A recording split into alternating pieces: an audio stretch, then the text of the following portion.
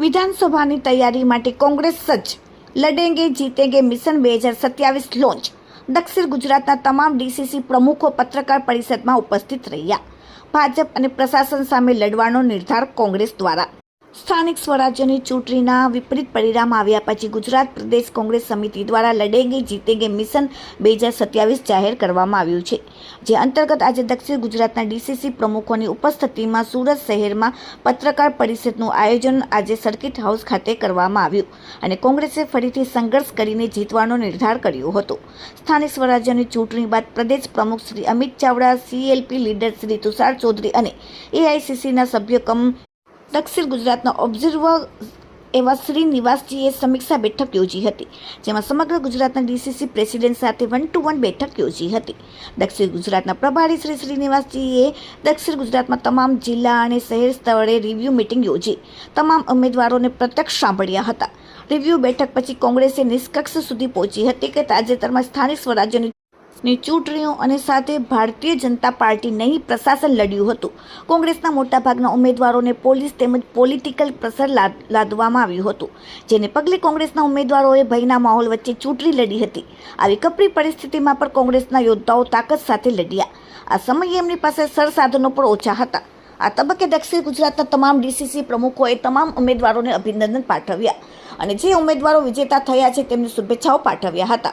આગામી વિધાનસભાની ચૂંટણીની તૈયારીના ભાગરૂપે સંગઠન સૂજન અભિયાન અંતર્ગત મજબૂત ઇરાદાઓ સાથે આગળ વધવાનો નિર્ધાર કર્યો. તમામ પ્રમુખોએ એક મંચ શેર કરીને કોંગ્રેસના સંગઠનનો પરિચય આપ્યો હતો. સાથે દક્ષિણ ગુજરાતના પ્રવક્તા શ્રી મનહર પટેલે જણાવ્યું કે અમે સંઘર્ષ કરીને પ્રજાનો વિશ્વાસ ફરીથી સંપાદન કરીશું, પ્રશાસન સામે લડીશું અને ફરીથી જીતીને પ્રજાને ન્યાય અપાવવા મજબૂતાઈ સાથે આગળ વધીશું. સુરતના અઠવાડિયા સર્કિટ હાઉસ ખાતે યોજાયેલ પત્રકાર પરિષદમાં સુરત શહેર જિલ્લા પ્રમુખ શ્રી વિપુલ ઉદનાવાલા, જિલ્લા પ્રમુખ શ્રી આનંદ ચૌધરી, નવસારીના પ્રમુખ શ્રી શૈલેષ પટેલ, વલસાડના કિશન પટેલ, તાપી જિલ્લાના વિભવ ગામિત, ભરૂચ જિલ્લાના પ્રમુખ શ્રી રાજેન્દ્રસિંહ રાણા અને ભરૂચ શહેરના પ્રમુખ સલીમ પટેલ તેમજ સુરત જિલ્લાના પ્રમુખ શ્રી મનહર પટેલ ઉપસ્થિત રહ્યા હતા. Bureau report, daily India TV, Surat. ચૂંટણી બાદ પહેલીવાર દક્ષિણ ગુજરાતના તમામ અમારા જિલ્લા પ્રમુખશ્રી અને શહેર પ્રમુખશ્રી આપની સમક્ષ ભેગા મળ્યા છે. આપનું હૃદયપૂર્વક સ્વાગત સાથે સ્થાનિક સ્વરાજ્યની ચૂંટણી બાદ પ્રદેશ કક્ષાએ અમારા પ્રદેશ પ્રમુખ આદરણીય અમિતભાઈ ચાવડા સાહેબ, ગુજરાત વિધાનસભા કોંગ્રેસ પક્ષના નેતા ડૉક્ટર તુષારભાઈ ચૌધરી સાહેબ અને અમારા તમામ ઝોનના રાષ્ટ્રીય કક્ષાના પ્રભારીશ્રીઓ, જેમાં અમારા દક્ષિણ ગુજરાતના પ્રભારી શ્રીનિવાસનજી પ્રદેશ કક્ષાએ ગુજરાત પ્રદેશ કોંગ્રેસ ઓફિસમાં તમામ જિલ્લા શહેર પ્રમુખોને બોલાવીને એમની સાથે રિવ્યૂ મિટિંગ કરી. સ્થાનિક સ્વરાજ્યની ચૂંટણીમાં શહેર, જિલ્લા, તાલુકા કક્ષાએ ઓછા સરસાધનો વચ્ચે ભારતીય જનતા પાર્ટીની તમામ સત્તાની વચ્ચે અમારા જિલ્લા પ્રમુખશ્રીઓ, અમારા તાલુકા નગરના પ્રમુખશ્રીઓએ મહેનત કરી અને ખૂબ તાકાતપૂર્વક લડ્યા છે. રિવ્યૂ મિટિંગમાં જે તકલીફો પડી, જે મુશ્કેલીઓ અમને પડી, એ ખાસ કરીને ભારતીય જનતા પાર્ટીએ ઊભી કરેલી એક જબરજસ્ત તાકાત હતી, એનો તમામ રિવ્યૂ ત્યાં લેવામાં આવ્યો અને ત્યારબાદ રાષ્ટ્રીય કક્ષાએથી આદેશ મુજબ અમારા સાઉથ ગુજરાતના રાષ્ટ્રીય પ્રભારી દક્ષિણ ગુજરાતના બી શ્રીનિવાસ બીવી, એમને તમામ જિલ્લા શહેરની રૂબરૂ મુલાકાત લીધી. દક્ષિણ ગુજરાતના તમામ જિલ્લા શહેર કક્ષાએ એમણે મિટિંગ કરી. તમામ બૂથના પ્રમુખ હોય, તાલુકાના પ્રમુખ હોય, વિવિધ સેલના પ્રમુખ હોય, અમારા ઉમેદવારો જ્યારે ચૂંટણી લડ્યા હતા એમને પ્રત્યક્ષ રીતે સાંભળ્યા. સાથોસાથ અમારા કોંગ્રેસના જે કોઈ આગેવાનો છે, વડીલો, એમને સાંભળવામાં આવ્યા અને એનો સૂર એક નીકળતો થાય છે કે ભારતીય જનતા પાર્ટીએ પોતાની તાકાતનો, સત્તાનો સંપૂર્ણ ઉપયોગ કર્યો છે.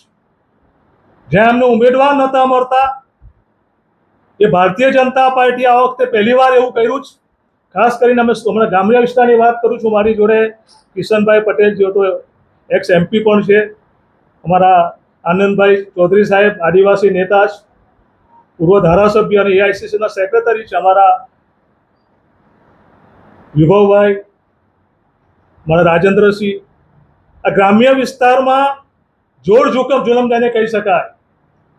ફોર્મ ભરાયું, અમે ફોર્મ ભરાવ્યા પછી અમારી એક બેન ગૌતમીબેન કોંગ્રેસના એક તાકાતવાર ઉમેદવાર ગત અમારા તાલુકા પંચાયતના સભ્ય હતા, એમને ભારતીય જનતા પાર્ટી ઉપાડી ગયા 2 દિવસ પહેલા અને સીધા મામલતદાર કચેરીમાં લઈ જઈને બળજોરપૂર્વક પોલીસ તંત્રનો સંપૂર્ણ ઉપયોગ કરીને બળજોરીપૂર્વક એમનું ફોર્મ ખેંચાવ્યું.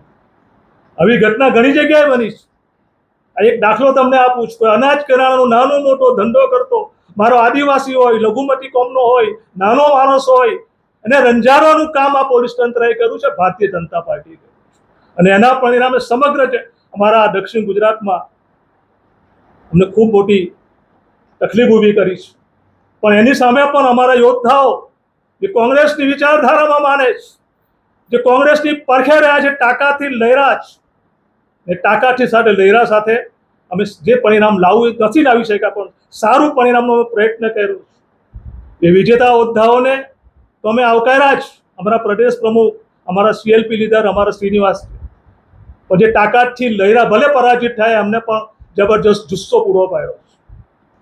પોતાનો સાચો વિષય ને પોતે સાચી વાત કરતા હોય ને સરકારના વિરુદ્ધમાં હોય તો આપ જાણો છો, આપણે ત્યાં પોલીસ આવી જાય છે, ખોટા કેસો થાય છે, ખોટી રીતે કોઈ પણ ધાક ધમકી આપી અને એ સરકારની વિરુદ્ધ નથી એવું કહેવામાં આવે છે. આપ સૌ જાણો છો એ બાબત છે. તો તેઓએ આ જ રીતે, હું અહીંથી કહું છું, ભારતીય જનતા પાર્ટી આ ચૂંટણી લડી નથી. તેઓને કોઈ અહીંયાની પ્રજા સોસાયટીમાં ઘૂસવાની દેતી હતી.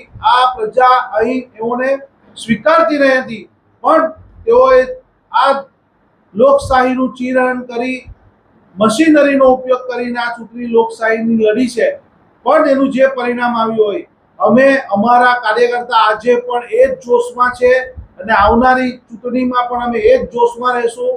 અમે આઝાદી પહેલા આ અંગ્રેજો સાથે પણ આ જ રીતે લડતા હતા અને આ જ રીતે અમને જીત મળી હતી અને ભારત દેશની પ્રજા અમને પ્રેમ આપ્યો હતો અને અમને વર્ષો સુધી અમારી સાથે રહી હતી. જ્યારે લોકશાહીનું ચીરહરણ કરી અને આ શાસકો આવ્યા ત્યાર પછી જે પરિસ્થિતિ ઉદ્ભવી છે, એમની અસર પત્રકારોને એટલે કે લોકશાહીના 4 સ્તંભને થઈ છે.